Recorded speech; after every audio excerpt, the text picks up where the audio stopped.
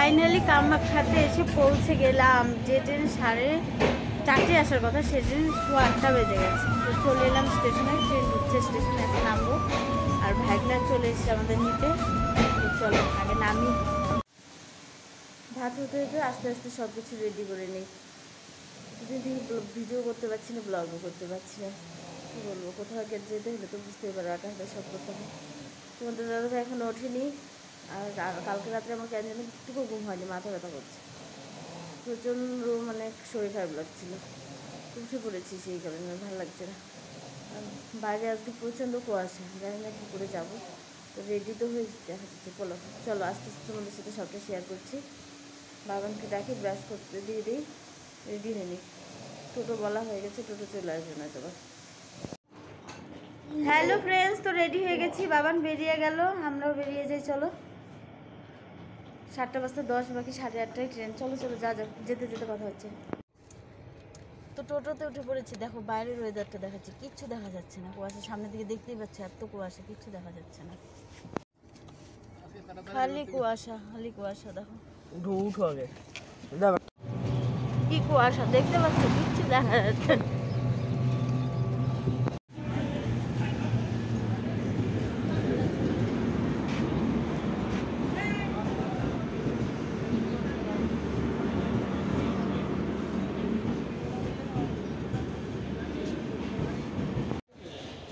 Hello friends, এসছি তো অনেকক্ষণ হয়ে গেল স্টেশনে।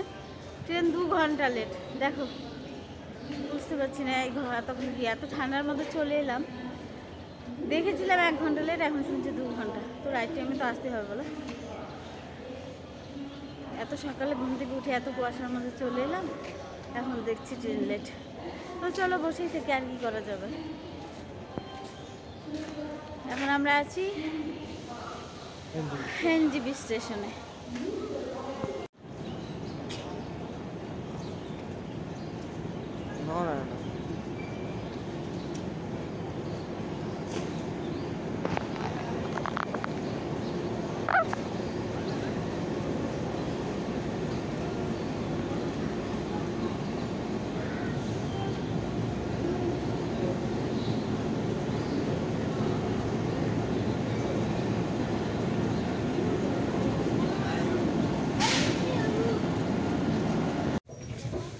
হ্যালো বন্ধুরা, তো ফাইনালি ট্রেনটে উঠে পড়লাম। ট্রেনটা এখন ছাড়লো 11:18-তে। কতটা লেট ভাবো। চলো এবার যাওয়া যাক। বাবা তো পাগল হয়ে গেছে, বলে চলো বাড়ি ঘুরে যাই, আর যেতে হবে না। ঘুম পাড়ি গিয়ে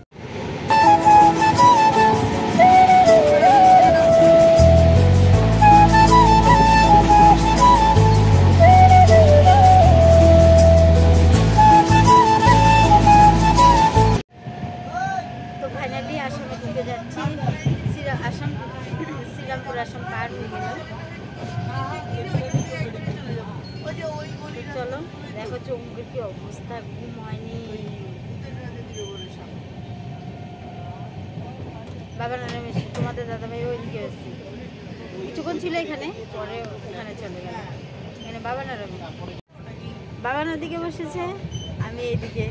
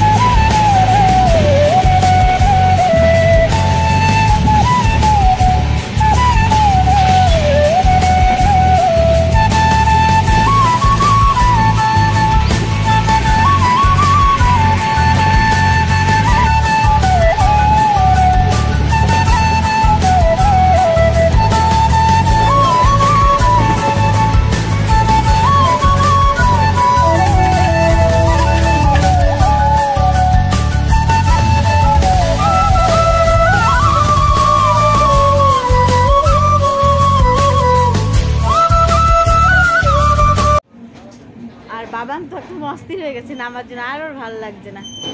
ট্রেন ঢুকছে দেখো, ওর ভালো লাগছে না। আজকে ট্রেনে বসে থাকতে থাকতে একদম অবস্থা সেই, ভোর 5টায় উঠেছি, এখনো বাড়ি পৌঁছাতে পারলাম না। চলো আগে আমি তারপর কথা হচ্ছে আবার। স্টেশন থেকে বেরিয়ে গাড়ি করে বেরিয়ে পড়লাম। এখনও যেতে আর অনেকটা টাইম লাগবে। বাবার সামনে বসেছে, আজকে সব জায়গায় জামা কিনে যাচ্ছে বলবো আজকে। চলো যাওয়া যাক।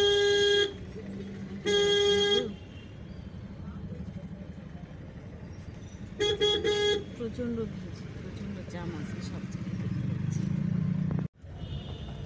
চলো আগে যাওয়া যাক, পরে কথা হচ্ছে আবার, ঠিক আছে?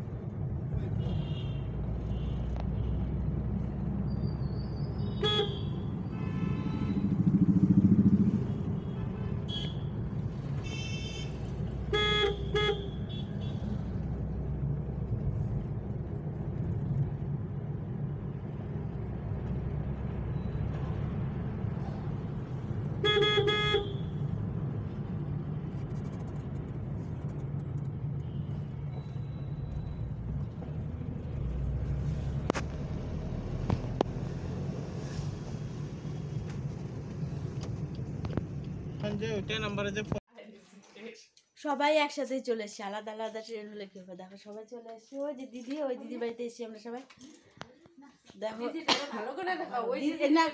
দিদিটাকে সবাই চেনে, এই যে আমার সুন্দরী দিদি।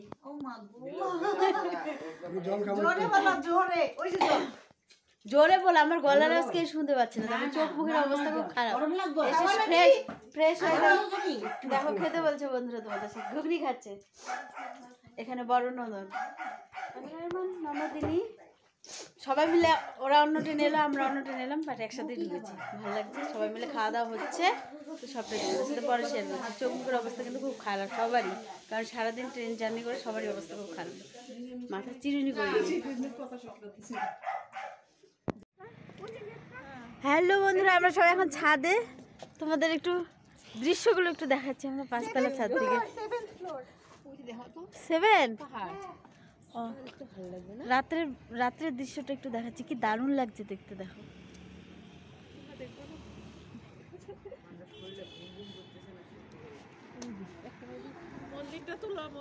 মন্দিরটা কালকে, আজকে রাত বোঝা যাচ্ছে না, এটা দুর্গা মন্দির। হ্যাঁ কি সুন্দর লাগতেছে না, পাহাড়ের উপর।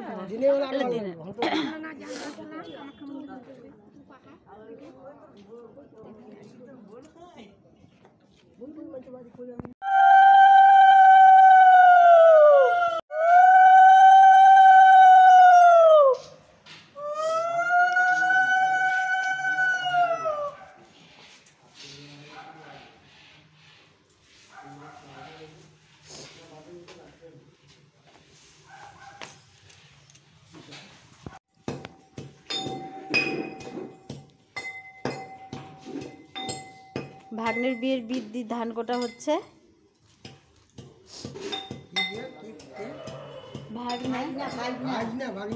ভাগ্নেই বলছি, বলা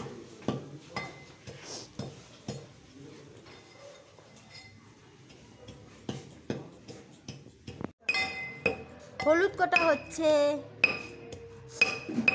ভাগ্নাকে ছান করানো হবে কালকে।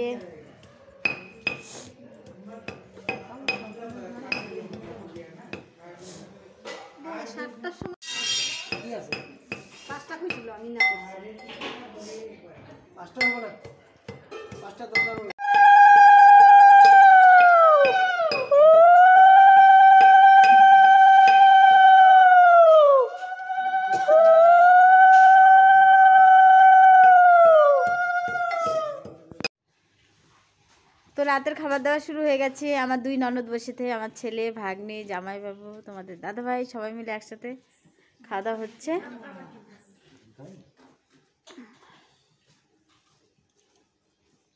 সবাই খাওয়া দাওয়া নিয়ে ব্যস্ত, কেউ মুখ দেখাচ্ছে না। দেখো সবাই খাওয়া নিয়ে ব্যস্ত। বাবা ওই যে মনা